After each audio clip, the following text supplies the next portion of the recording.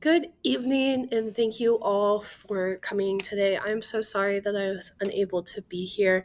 I had something come up that required my attention, so I was no longer able to attend Greenback Night in person. I was able to record a short introductory video for my course for you. Your student is currently taking anatomy and physiology with me, um, sixth period. So a little overview of this class. This is an upper level science course that is designed to provide students with a thorough understanding of how organ systems within the human body work together to maintain homeostasis and how the failure of homeostasis can result in disease or health issues. We also look significantly at the physiology of the body, so how our body works.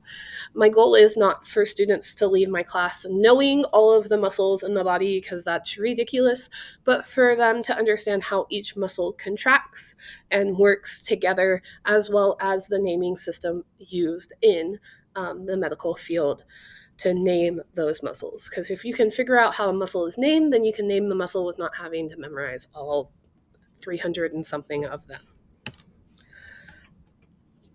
So, my grading policy in this class is daily assignments and homework is 30%. Quizzes and lab reports are 30%. We do a lab at least every 2 weeks, if not more. Test and projects are 40%. We test after each chapter, and I try to make those tests cumulative, but doesn't always happen. Late work is accepted in this class 3 weeks after the assigned date or until the subject is tested on, with a 20% deduction from the total grade earned for those late assignments. I do try to give ample amount of time in class so that the students don't have a large amount of homework for anatomy and physiology. That is not always feasible, but I do try. So as long as the students are using their time effectively in class, they should have no homework, therefore having no late work. Please don't hesitate to reach out to me if the student or you have any questions about this course or needing an extension. My email was posted on the first slide and is also posted on my door.